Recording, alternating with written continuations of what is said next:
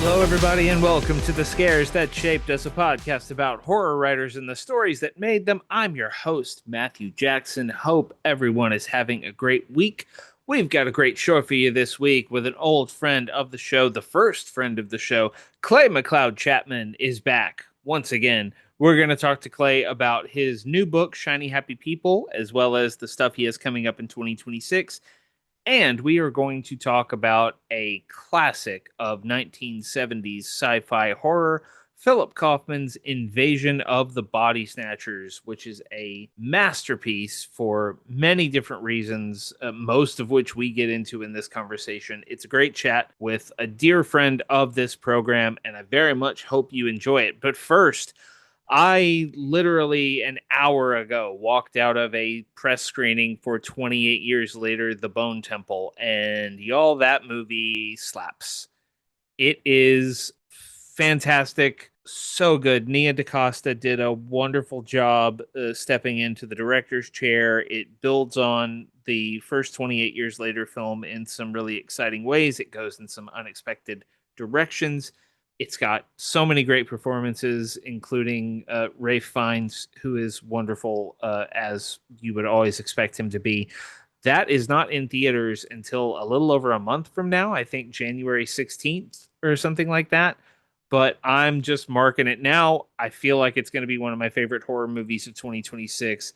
Loved it, loved it, loved it. Make plans to go see 28 Years Later, The Bone Temple. I would also like to shamelessly promote here at the top of the show, Pop Heist, the pop culture journalism website where I am a major part of the team, along with the founders of that site. I started writing for them almost exactly 1 year ago this week, which is about the time that they launched. We've done a lot of cool stuff since then, including the retro recaps that I am writing every week of Brian Fuller's brilliant television show Hannibal. You can catch those every Tuesday on Pop Heist, but those are subscriber exclusive, so you have to be a subscriber to read them. The good news there is that Pop Heist is running a sale right now for the holidays. If you buy a subscription to Pop Heist right now, you will get 20% off your purchase. It's usually about $70 a year, so you take 20% off. It basically shakes out to where you would pay less than $5 a month for all of the cool pop culture coverage we have over at Pop Heist, including writing from me, writing from our editor-in-chief, Brett White, our managing editor, Ethan Kay, the brilliant Sean T. Collins writing about Twin Peaks, and a whole bunch of other cool people doing really cool stuff. We're doing a lot of fun Christmas content over there right now under the Heistmas banner. So if you like that sort of thing, give Pop Heist a try. Get a subscription. Get a subscription for a friend if you want. You're going to get a really good deal on it right now, and I hope people sign up. We are ad free. We are not dictated by algorithms. We are hoping to build a subscriber base that will allow us to keep growing. And yeah, we could use your help. So if you like what I do, like what those other cool people do, popheist.com, check out the subscription plans. Hope to see you over there. And if you like cool Christmas stuff, this has nothing to do with a horror podcast, by the way, but I'm just going to go ahead and say it because I'm a Christmas nerd. Thursday, December 11th, so the day after this episode goes up, we will be doing a live watch party of the 1968 Dean Martin Christmas show over on Blue Sky. If you follow me on Blue Sky, if you follow the Pop Heist account on Blue Sky, you will see us posting about that show starting at 9 p.m. Eastern. It is available for free to watch on YouTube. More details on the website. It's going to be fun. Now, back to the world of horror. Let's head over to our interview with the always wonderful Clay McLeod Chapman.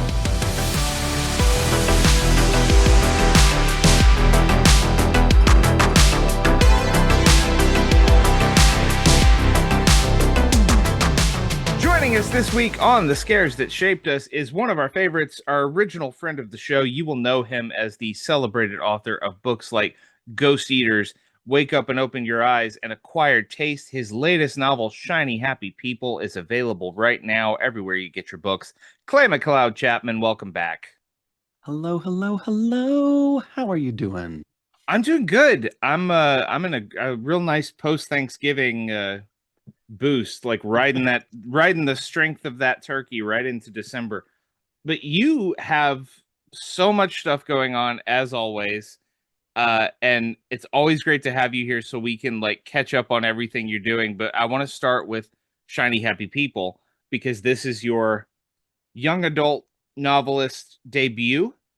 And you actually wrote, listeners who may not follow my newsletter, Clay wrote a guest post on my newsletter, MatthewJacksonWrites.com, about the weird sort of risky feeling of Shiny Happy People and not really knowing if you could pull it off. I think the response indicates that you did, but for anyone who doesn't know, what is Shiny Happy People about? It's my total riff on the Body Snatchers.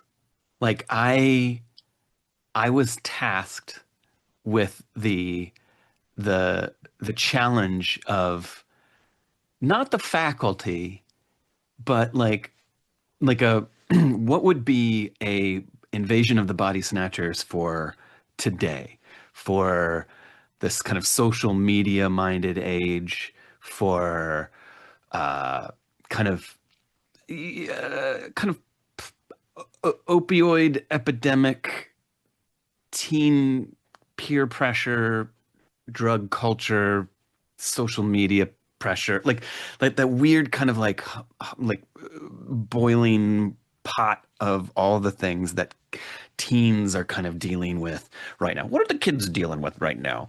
Let's get a 40-year-old white guy, straight white guy to tell us what it's like. Clay, what do you think them teens are dealing with today? It's my pitch on Shiny Happy People.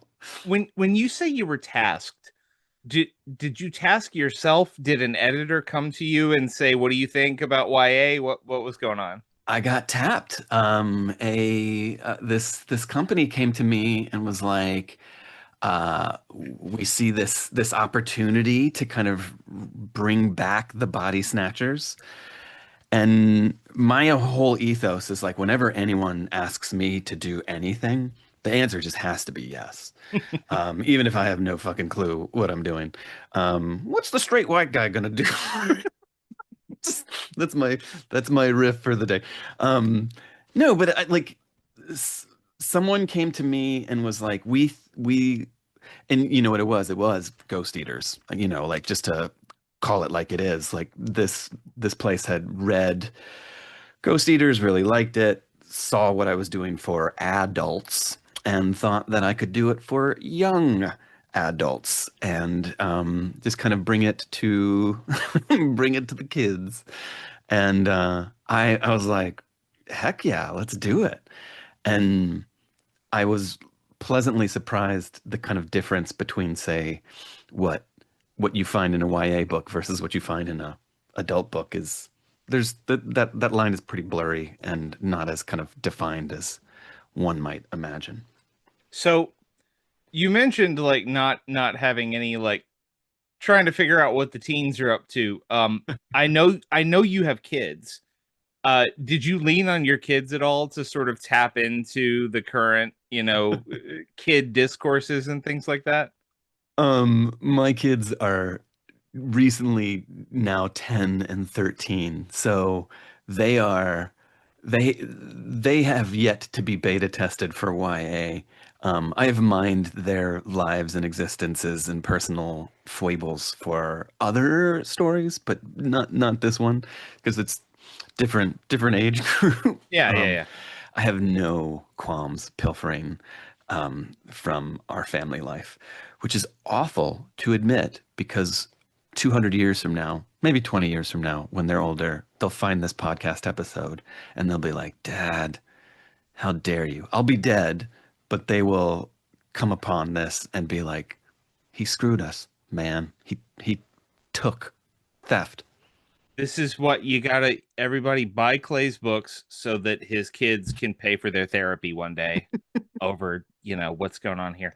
But it's super fun, and we're gonna talk more about Body Snatchers in just a minute. But I also want to talk. We didn't really get to talk about this the last time you were on the podcast because it hadn't happened yet, but you had a movie premiere at Fantastic Fest earlier this year called The Restoration at Grayson Manor, which I was lucky enough to see and I loved. It's always nice when a friend of yours puts something out and you get to go see it and you don't have to come back and go, oh, interesting.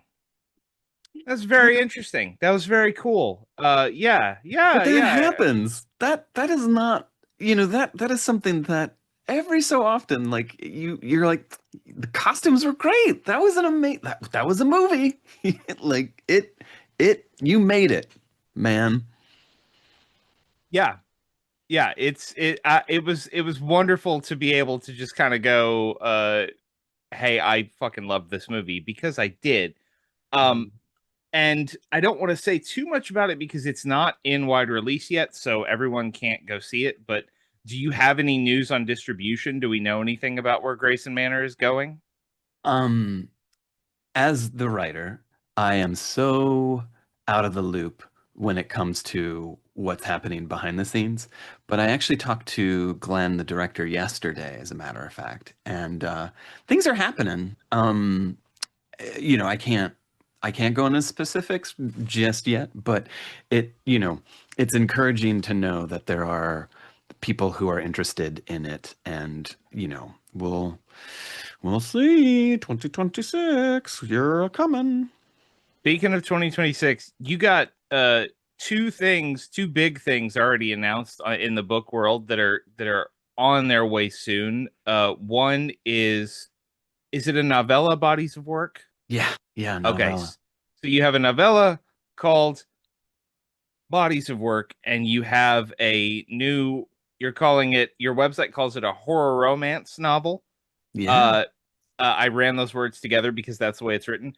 Called called Devil Inside, that is out next summer. What can you tell us about the Clay McLeod Chapman canon in 2026? I mean, that is it. Those are the two. Bodies of Work in April and Devil Inside in August.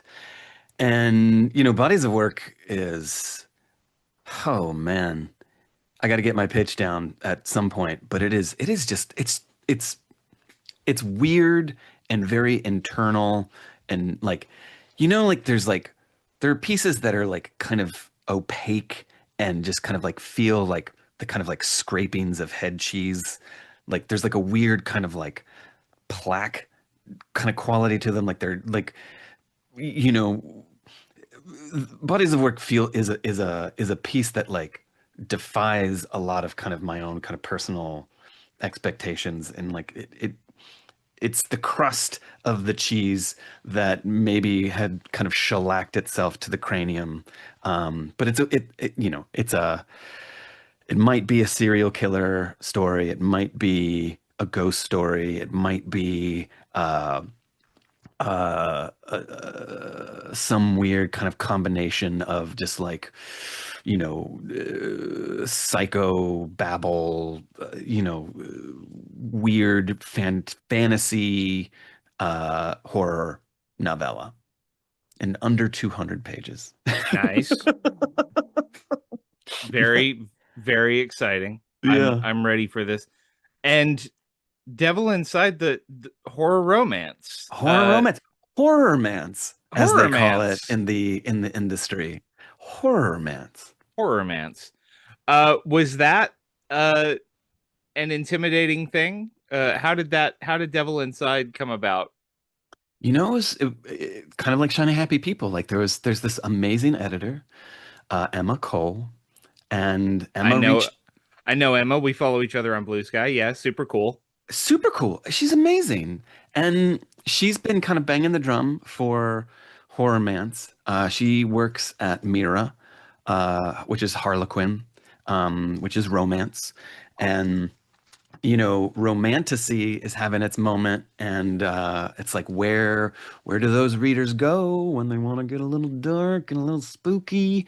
They come to Horrormance, and Emma's really been kind of just trying to get get Mira on board, and I I think it's too falutin for me to say that like I'm the astronaut here, but like there's like a like she reached out to me and she was like, I see this lane opening up and I wanna put put books in it. I wanna kind of populate that kind of area.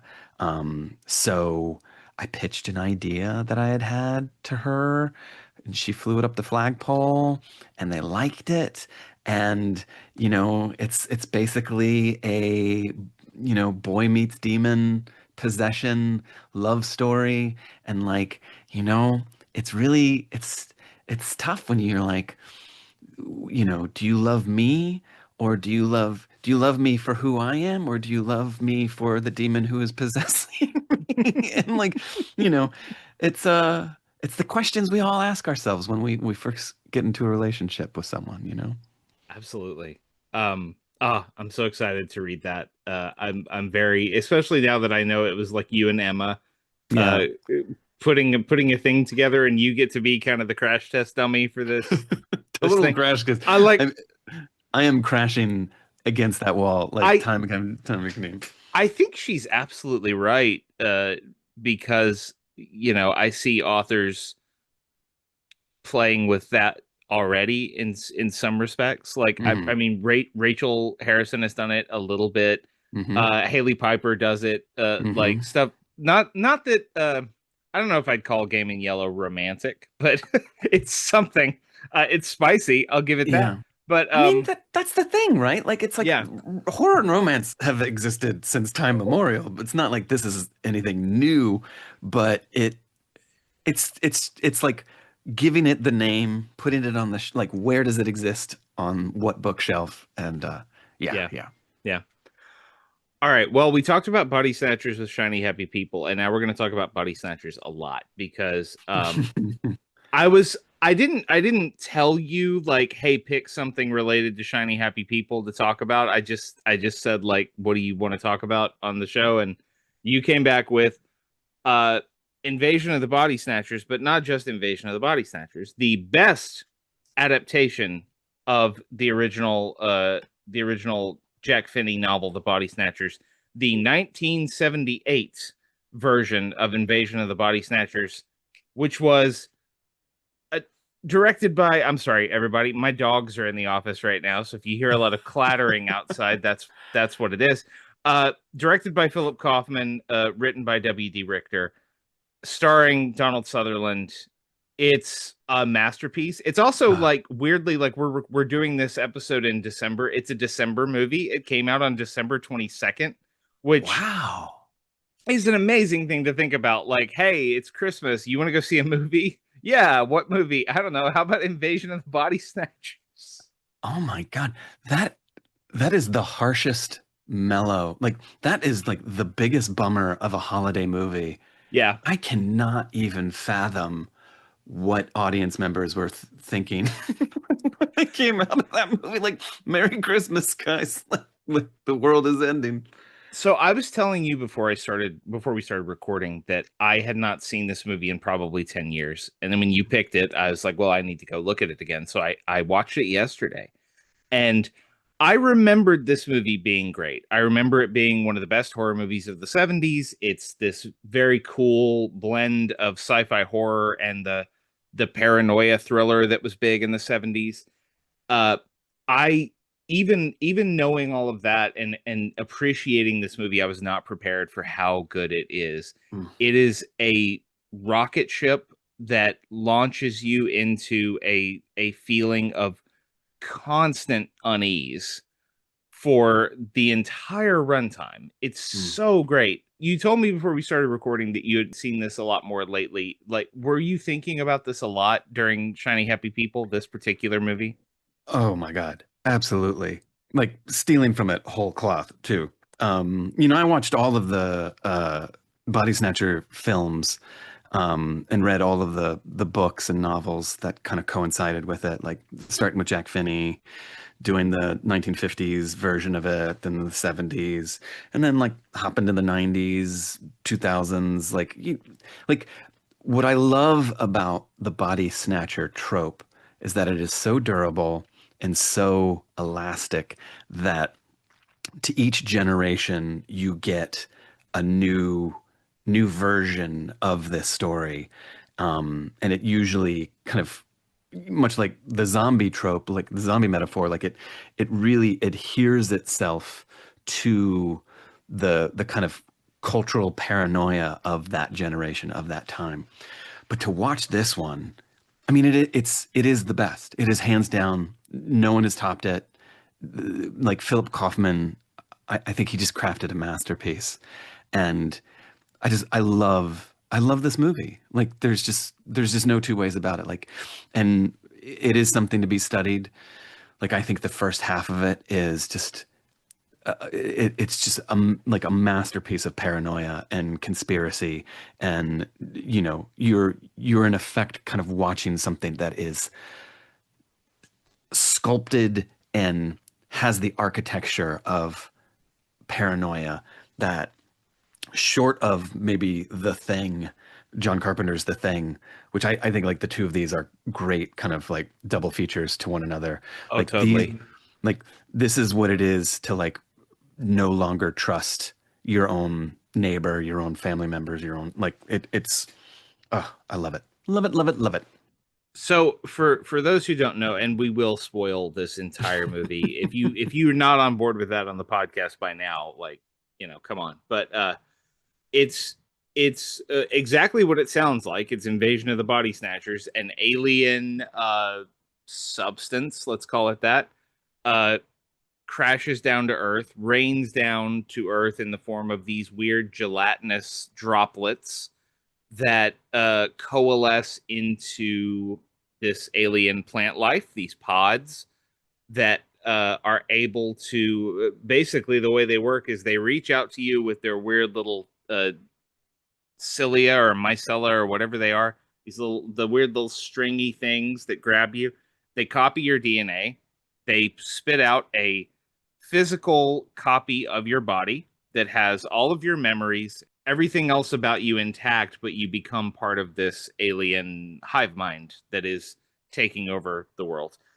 It's funny because you talked about every generation having their version of this. Like right now, we've got your book, and we've also got Vince Gilligan's show Pluribus, which is not a body snatcher story, but it has that same feeling of, am I losing?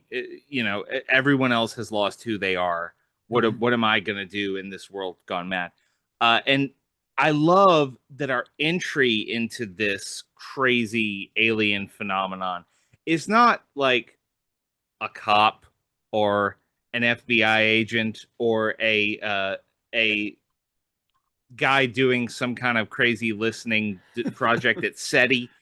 It's a county health inspector. It's a It is guy a named caper. It is not a rat turd. It is a it caper. is a if it's a caper, eat it. Um, and his name is Matthew Bennell, played by Donald Sutherland, and he is head over heels in love with his coworker Elizabeth, played by Brooke Adams. She is in a relationship with a shitty guy named Jeffrey, who is a dentist in San Francisco. She lives with him, but they are totally and completely in love with each other and just haven't admitted it yet. So when she comes to him and says, uh, "Jeffrey, my partner, is acting weird and he's not himself," Donald Sutherland sees an opportunity to investigate and help out this woman that he loves, help out Elizabeth, and they are launched into a wild alien conspiracy that is all the more wild because they can't really convince any authorities that it's going on, in part because the authorities are turning into aliens, and in part because everyone's like, what do you mean your husband is an alien? Yeah. Maybe he's just not feeling well. Why do you think he's an alien? Um, it's interesting because, I when you read the original novel and then you watch the original adaptation of it from I think it's like 55 maybe 56. Yeah. 56. Um, total Red Scare, total like, Hmm. the Russians are here. They look just like us. Like this is the kind of metaphor of the original metaphor was very kind of like it was there. Um, but then you watch the 70s one, and it's interesting that you say that was 78, Christmas of 78, so it's like 79-ish. Um, and I feel like the thread of this particular version, the Philip Kaufman version, is like we've gotten through the 60s, we've gotten through the kind of hippie counterculture. It's wild that this movie takes place in San Francisco, which is Yeah, kind of yeah, the hotbed of a lot of the kind of the kind of lovey-dovey kind of era. Um, and then there's this like shift into something a little bit like maybe it's just because I'm watching it in through the rear view mirror, but like the 80s are coming and there's going to be this kind of shift into something more conservative, something more me. And I think that like the late 70s was this weird, interesting kind of turning point into like the cultural consciousness shifting back towards more conservative values and the aperture that I think a lot of that was that it filtered through was in effect like the kind of it's not wellness culture, but it's the kind of like the self analysis culture, the like the kind of like the self-help boom yeah, that is starting. And like, you have Leonard Nimoy's character, who is this psychiatrist, psychologist, like author who's just kind of banging out these self-help books that allow people to kind of focus on a return to something a little bit more normative. Um, and I find that really, really interesting that in my kind of analysis of the Kaufman film, uh, it's the pod people is the wave of conservative kind of Reaganomic, like just the kind of Reagan youth of the next decade. yeah. And it's tipping us into that kind of creepy crisp Republican style that's like it's on the horizon and here it comes and this is the invasion.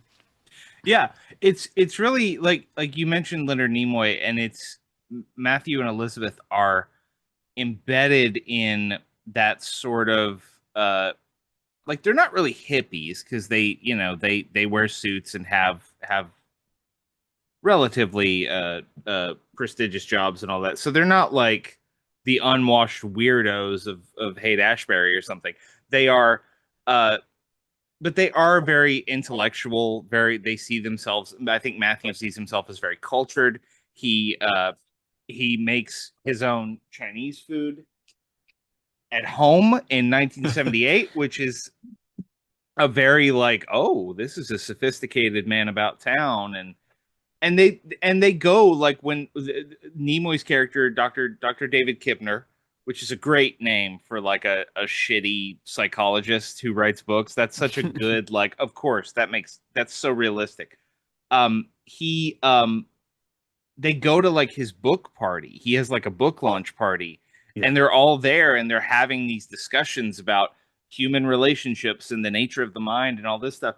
And the most relatable part of it, by the way, is Jeff Goldblum shows up in that scene and he's playing a guy named Jack, who's in that scene at least entire character arc is I fucking hate Leonard Nimoy's character and he's a hack and he shouldn't be allowed to publish these books.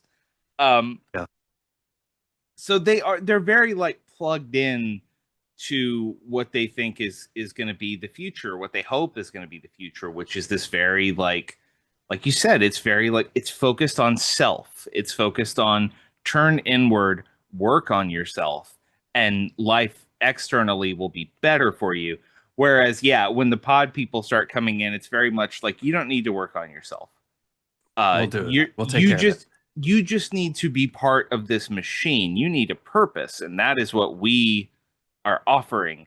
Um, and it all sort of converges in one of the best horror scenes I mean, this movie has a lot of great horror scenes, but I think one of the best sort of introductions to like, oh, this is getting real now, is the scene in the spa Mm. Hmm. when Jack and his wife Nancy, played by Veronica Cartwright, who runs the spa, uh, they find a pod person. They find like there's a guy in a room behind a curtain in the spa who has started to who is a pod person who is taking on his last human characteristics before he can wake up and open his eyes. Haha, see what I did there?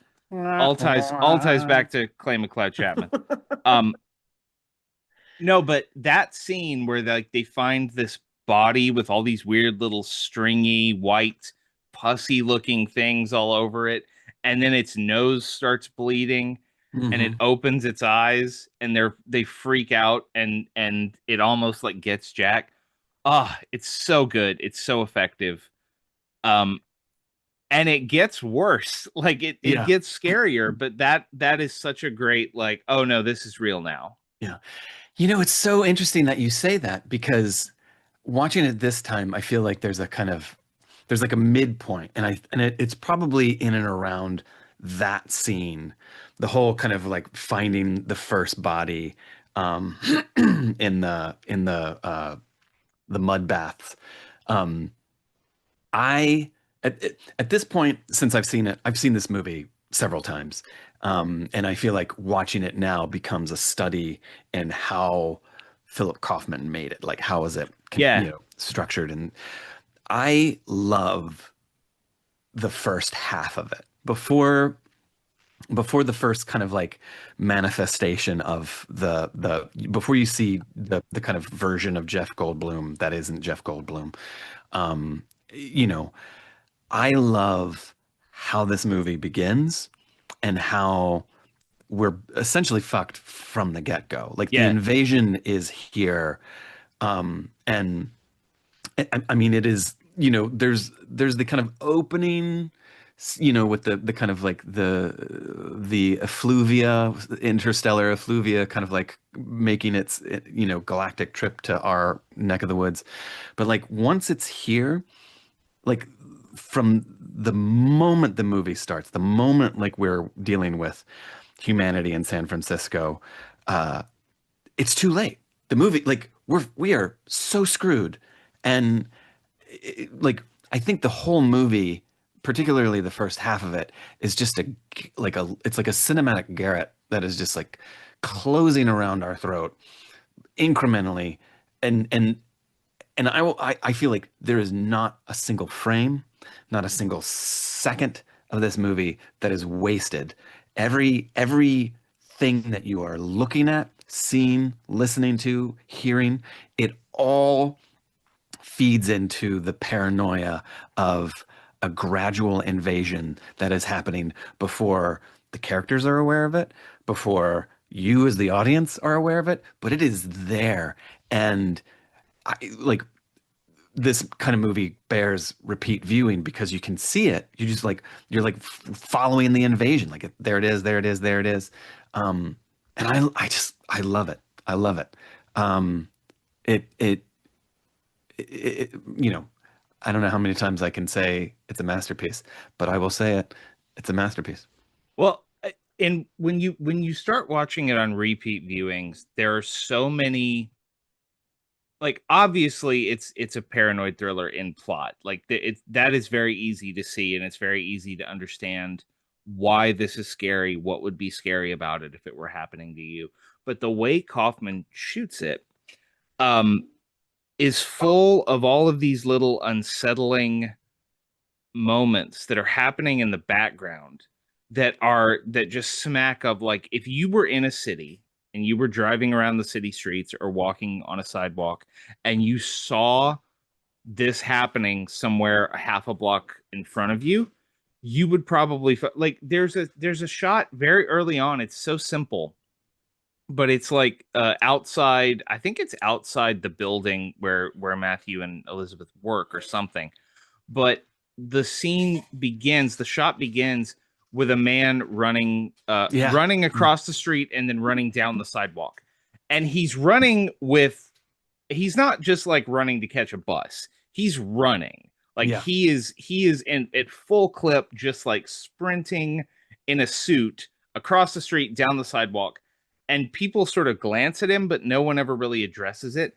And then Yeah. once you see that guy, you start to see them everywhere.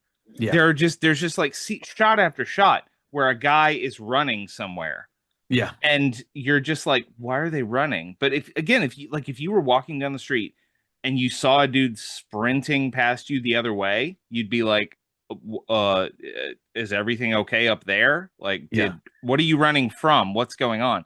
Um, and it's full of that, to the point that it like the apex of it is that famous scene where Kevin McCarthy, who was the star of the 1956 invasion of the Body Snatchers, uh, jumps onto the windshield of Donald Sutherland's car and gives his big speech from the end of Yeah. that movie, where he starts yelling, "They're everywhere! They're everywhere! They're already here! You're next! You're next!" Yeah. And then he starts running, and then you just see like 20 people go past, like chasing him, Yeah. and it's just the most like it activates that natural fight or flight thing in my head and makes me go like, what is happening? What are they gonna do to that man? Like, I know what they're gonna do to him, but I still feel like, are they just gonna rip him apart? Yeah. Like, it's so scary. I love that he keeps it in canon and that like tying the two, the original film to the remake together. That where one ends, this one in theory kind of begins and furthers the story. But you mentioned that running person across the street. To go back to the book release party, you're at this kind of like, 70s apartment, very kind of like there's a lot of people. It's just dense and crowded. And there's this one amazing shot that, you know, basically like it's not even there isn't even any action in it. It's basically just almost like an establishing shot of the people in the party. And you're just looking at a crowd of people, and it's mainly men, and it's like three layers deep, and there's like the people in the foreground who are just kind of chatting, kind of drinking, like, and they're also like out of focus, so like you can't really see who they are other than like they're holding cocktails and kind of milling about. And then there's another layer that is more in focus but still out of focus, and there's like it's basically like three guys, and they're not really saying much of anything, but they're just kind of like scoping the scene out, like kind of like looking at the party. And they hold your focus because they're kind of in the center of the frame ultimately. But then you go a layer deeper, and there's just one guy against the wall, and he is not the focal point of the scene at all. But he is staring directly at the camera. And he's like, in essence, looking at Donald Sutherland, looking at us. And he like your eye just doesn't automatically go to him. Like you have to seek him out. But as soon as you do, you realize that he's staring back at you. And there's just this feeling of like, like I watched the scene again and again. And like the first time your immediate kind of knee-jerk reaction is to think that the people in the middle, the center, the focal of the shot are the pod people, quote unquote, but they're just like at a party. It's the guy in the way back that has nothing to do with anything, and he's just by himself, and he's just staring at you the whole time. And I'm just like, who the heck is that guy? And I just love it. Like it's just like, and what you realize is that happens throughout the whole movie. There are just people who serve no function to the narrative, or they're not characters within the scenes, but they're just there. They're just present, and they are watching. They're always observing and in theory kind of watching you. And like there's something about like being kind of put on call like that. Like you're like it just awakens you as an audience member, because it's not overt or obvious what Kaufman is doing, but once you're privy to it, once you're aware of it, you can't help but see them everywhere in every scene. And that's when it gets really freaky. Yes. I also love, speaking of that scene, I love, there's a shot late in that scene after like there's been like a confrontation because that's the other freaky part of that scene is a woman comes up to Kibner, to Leonard Nimoy, and says like something's wrong with my husband. He's not him. He's wrong. And her husband is there in the room, but this woman is so freaked out that she just goes to this doctor and says like, "Hey, you got to help me." And he tries to play like mediator. He tries to play marriage counselor and go like, no, no, no, no, no. Let's talk about this. Let's talk about this. And the whole time Goldblum is looking at him like, what a fucking hack. What a piece of shit. No, you shouldn't listen to him. But after that happens, Goldblum is still pissed off and he's like talking to Donald Sutherland, and Sutherland is sort of leaning against the wall, and there's a bookcase in the corner and there's a mirror, and for this whole time that Goldblum is ranting and raving, he's facing the mirror, and the mirror like fun houses him. Yeah, He yeah. becomes this distorted version of himself. Like you can still make out his face and tell it's Jeff Goldblum, but everything else about him is this weird warped blur. Um, it's just so it's such a dense movie. Every like you said, every shot has these layers. Every shot has this like, okay, we're talking about the plot and we're advancing the plot, but we're also going to make you uncomfortable in Yeah. as many ways as possible. And of course, that culminates with a dog with a dude's head, um, Yeah. Yeah. which Um, is still just such a weird, incongruous, crazy thing. But I love it. yeah.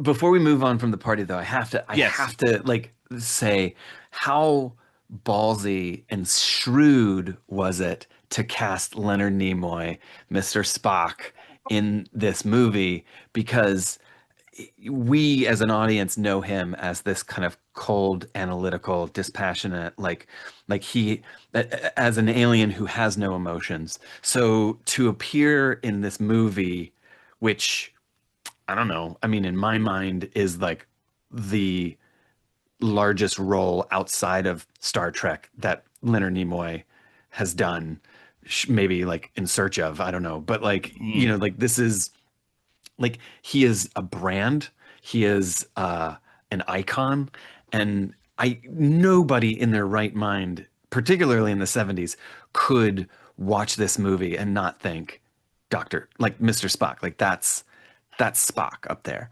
And that in of itself is playing against our kind of like audience mind, our kind of audience brain of like, should I trust Leonard Nimoy? Should I trust, you know, Mr. Spock? Because it it it goes to show that his character in particular, you're never aware, like never kind of like fully sure or certain, is he a pod person or is he not until the hat drop, like the kind of moment where like you like, oh nope, he's real.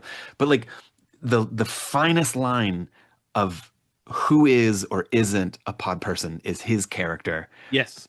Because the whole movie, I feel like there are arguments where like he's a pod person from like the drop, like from moment one. There's other versions where it's like maybe it was like the morning after or like the day, like 2 days after. But like you just can't say for certain because so much of his character is Spock and kind of wrapped up in this like it's just so nefarious, that casting, and I applaud and rue that Kaufman cast Leonard Nimoy. It's so good, and then it builds like this is the other great thing about this movie is it builds in all of this nuance into the way the pod person thing works, and you get to the point where I also love the counterbalance to that is Veronica Cartwright, Hmm. who was so good at playing a person who is absolutely freaked the hell out by what's going on. She did it in this movie, and then a year later, she did it in Alien. She is so good at playing Mm. a hysterically terrified person. And when she figures out what's happening, she is, of course, terrified, as we all would be. And so you get her as the single most frightened person in the movie, but then you get her. She is the one who gets to explain to Matthew and Elizabeth that if you hide your emotions, if you don't show big emotions when you're around these pod people, you can sort of evade them. It's like when you cover, like on The Walking Dead, when they cover themselves in rotting flesh, and they can blend in with the zombies. It's like that. It's like emotion is the giveaway. You're not a pod person. And that's so great, and it pays off at the end, which we'll talk about the ending in a minute. But I love that counterbalance of the emotion that she's just like, no, yeah, you just have to pretend like you don't care about anything, and Mhm. that's how you get past them. And after all of this, once the core like four characters, Matthew, Elizabeth, Nancy, and Jack, realize what's going on, it becomes Night of the Living Dead for a little bit, which I love, Mhm. where they're all in Matthew's apartment and they're trying to figure out what to do, and they notice like Matthew is trying to like call the government on the phone. He's like trying to get somebody on the phone, and everyone keeps calling him Mr. Bennell on the phone, and he's like, I didn't tell them my name. How do they Yeah. know my name? So he's freaking out. Meanwhile, Nancy looks out the window and says, they're barricading the street. We should probably leave. And it's just so terrifying to see, like, it's not just that there are pod people and they're taking over and they look just like the regular people. It's that they're working together and they have seized the infrastructure. Yeah. So you cannot trust the phone company. You can't trust the electric company. You can't trust the police. You can't trust the fire department. You can't trust the city sanitation worker. They are all potentially part of this, what is now a machine that is coming to assimilate you into the machine. Yeah. Um, I love that moment so much when they have to flee his apartment. But before we like talk about the ending though, I do want to talk about one of the most unsettling things I've ever seen, which is the scene where they're back at Matthew's apartment and Matthew is sort of despairing and he goes out to his little meadow or whatever it is that's behind his house and just sits down in a lawn chair and falls asleep. Meanwhile, the pod people are sprouting out of this giant pod right next to him, Mhm. and he has no idea. And it's not until uh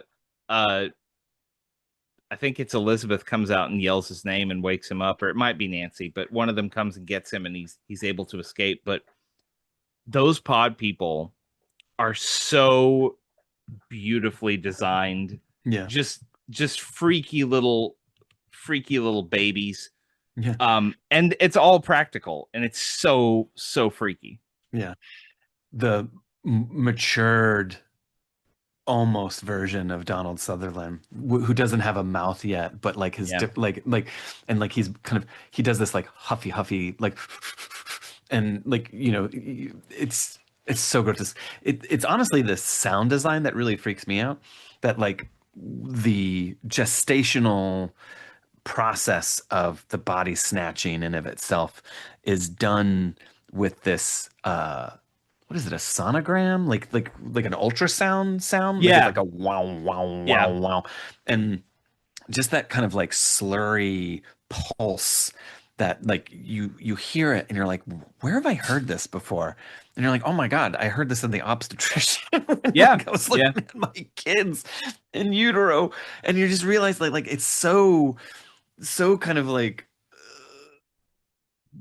placentic or whatever the word is, like like it's just so kind of like gestationally kind of like nurtury, like growthy, like, and it's just like, oh my God, like that's so uncomfortable making. I love It it. is.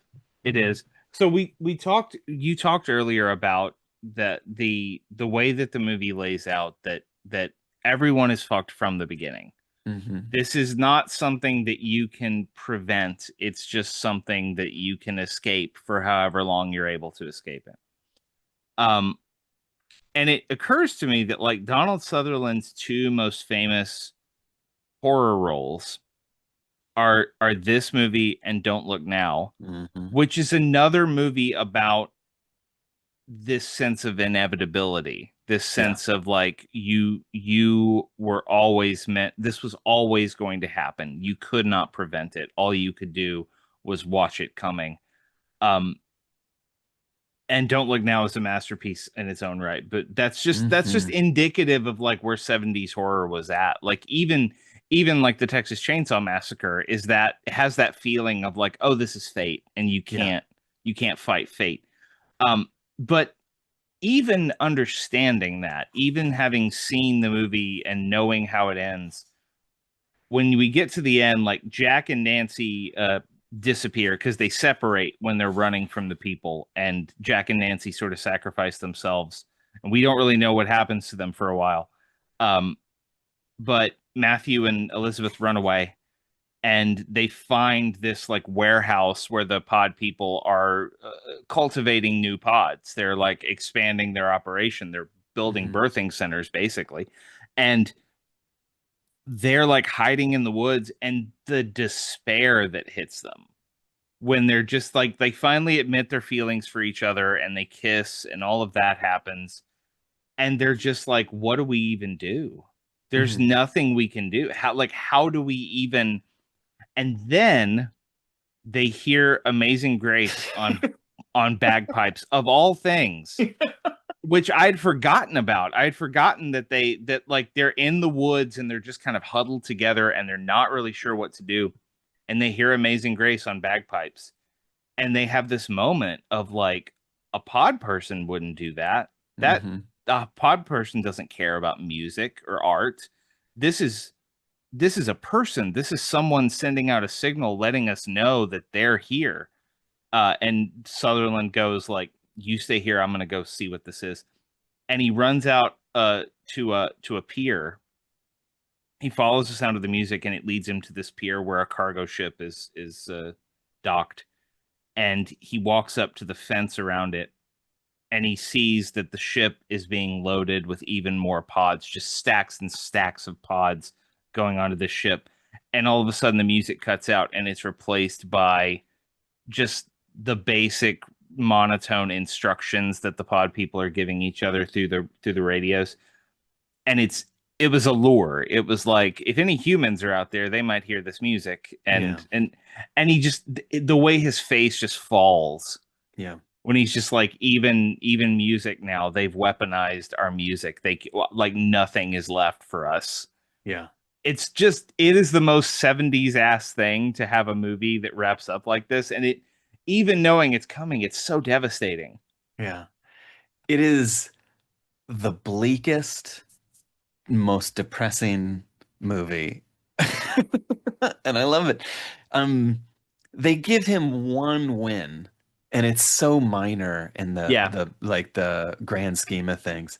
But it's like, yeah, there's no stopping this. There's no turning the tides.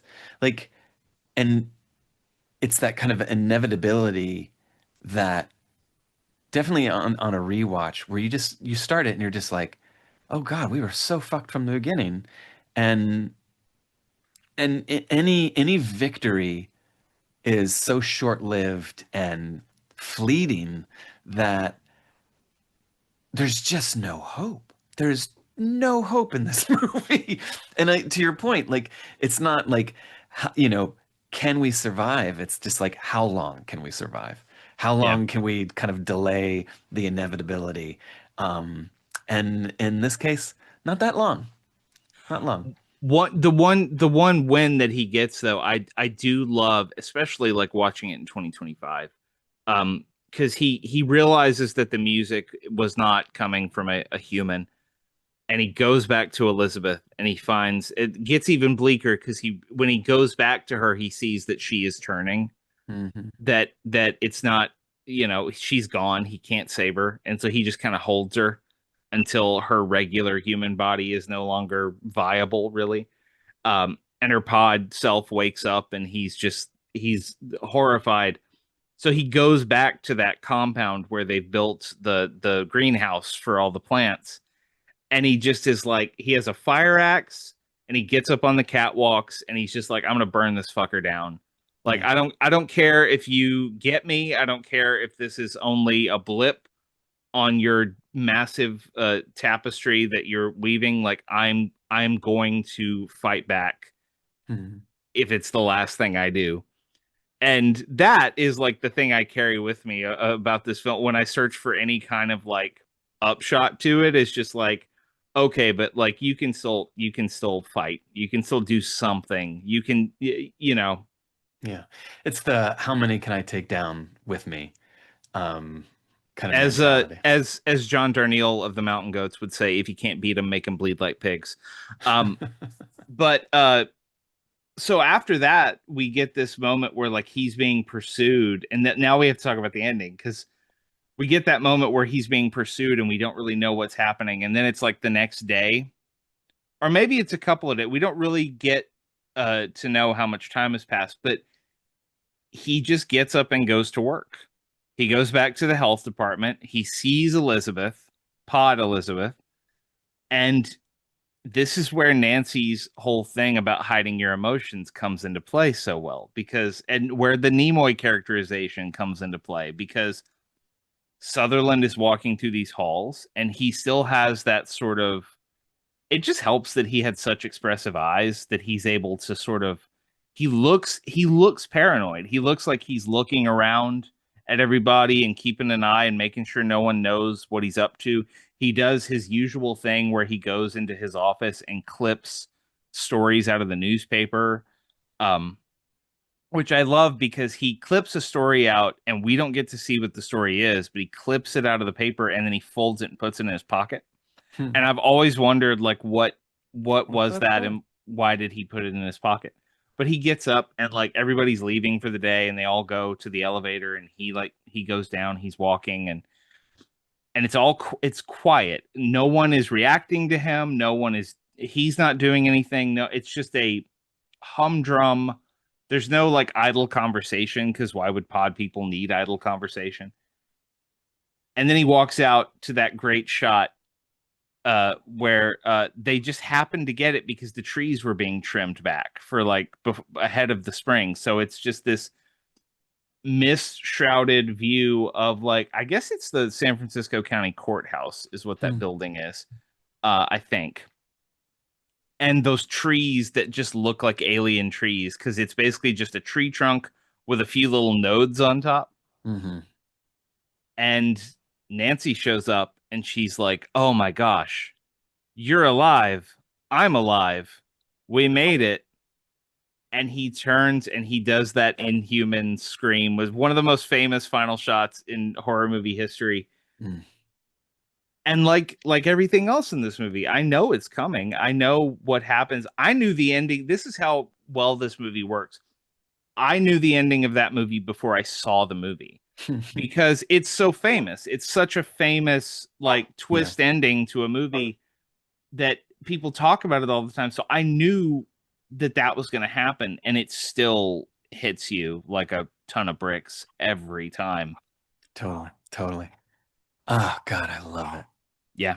Like it's one of those things where like you can even just well now my dog is barking. I don't know if you can hear. Yay. Um, but to see that scene for the first time and then to see it for the 100th time, it never loses its impact. It never loses its durability. Um, and yeah, it just sends a chill down my spine every time the camera zooms in and that weird mouth of Donald Sutherland's and like away into the grotto we go. I love I've talked about this on the like I love hopeful horror. I love Mike Flanagan. I love Stephen King. I love that idea that like we can overcome, we can beat the monster, we can resist, we can stand, as King would put it. I cut my teeth on that stuff, but I love a bleak ending. I love that moment of just like, what are we gonna do? Oh well, I guess we're fucked. Okay. Not because you know, because I still think like the if you want a message in this movie, it's a cautionary tale. It's like, hey, don't let yourself become immune to your own humanity. Like Hmm. treasure your humanity, fight for your humanity. And if you're gonna go down swinging. Like that's if you want to take a message away from this movie, you can, but it's also just uh God, isn't it like awful how insidious these things can be? And watching it in the context of like a Clay McLeod Chapman thing, you wrote a Pod People uh book. You wrote Shiny Happy People, but I also thought a lot about Wake Up and Open Your Eyes. Hmm. That feeling of like it is a miasmic thing that like gets in the air and starts to change people before your very eyes, and all you can do is find a way to continue being yourself. Um, like how what when did you first see this movie? Do you remember? God. I mean, I had to be in high school. Like it was early. I can't put a date to it, but high school for sure. Um, I mean, it was one of those movies that like you always saw the poster, the VHS sleeve, like it was always there. It was just a matter of time. Yeah.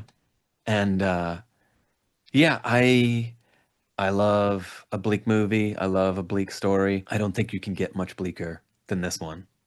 Yeah. It's Ooh, I mean, you can. There, occasionally, something like Martyrs, or I mean, okay, I'll put it this way: I don't know if you can get bleaker than this movie in like a mainstream film that Yeah, most Americans would sit down and watch, yeah, because like I don't think my mom would watch this movie. My mom's not going to watch a Serbian film or yeah. whatever. Well, that's nihilism. This is Yeah. like I would compare this again to John Carpenter's The Thing. But Yes. what is interesting about this Body Snatchers versus that thing is that even Carpenter ends The Thing on a note of ambivalence, Yeah. where it's like, who's the thing? I don't know. Is it him? Is it him? Maybe it's both of them. You just never know. But Kaufman is like, no, it is. We are fucked. Like there's no one is gonna live. No one's gonna survive this. Like Carpenter, I'm not gonna say Carpenter pulls his punch, but he kind of he leaves it up to the audience. He does. I will say, because every time Carpenter like surfaces now to give some, it feels like every time he shows up to do any kind of anything where he's in front of a microphone, someone wants to ask him who was the thing at the end of the thing, and I'm like, stop asking him. No, Yep. I don't. They're because they are fucked. They're trapped in the middle of the Arctic. They're gonna freeze to death uh if they don't become aliens. So like they're fucked either way. Just let Keith David and Kurt Russell sit out in that snow forever. I don't need to know who was the thing. Just like I don't need Ridley Scott to explain to me whether or not Rick Deckard is a replicant. But I digress on this.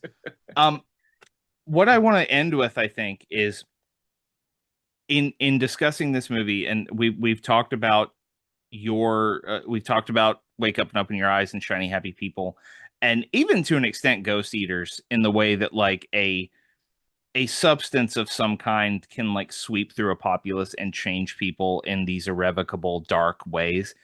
um knowing how bleak this kind of narrative can be and how far you can push it, you keep coming back to a version of this kind of story.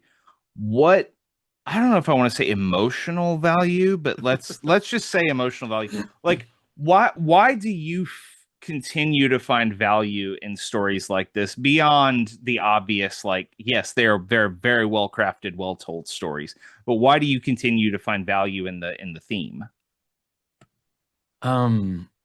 Well, something like Wake Up and Open Your Eyes, it's like we're watching our nation lose its identity, either on the micro or the macro of people we know versus the country at large. Um, Shiny Happy People is kind of speaking to what if there was uh, a pharmaceutical drug that was prescribed by someone you trusted, a doctor, uh, that took away your autonomy. Um, Ghost Eaters is, have you heard of this cool hip new drug that allows you to see someone you lost, um, but takes something in return. Um, and it's funny because like these are all just kind of opiates of the masses in their own way. Um, I I don't know. I mean, it's funny because like no one's ever kind of painted the question that way before, so I don't have like a canned answer. But I mean, I keep coming back to it because it scares the fucking shit out of me. Nothing is scarier than like losing my identity, losing, what I perceive to be your identity. Like, Matthew, you don't seem like you're you anymore. You're someone else.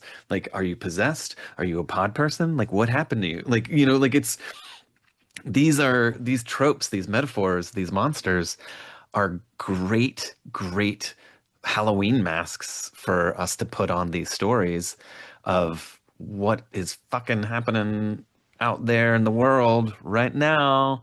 And it's scary enough without the spookiness, but add that layer, that metaphorical layer of something monstrous, something supernatural, something extraterrestrial, and it's just moderately more palatable for someone to read it and imbibe it, or watch it or whatever. So uh, I just think of the monsters as like sugarcoating to take the bitter pill down.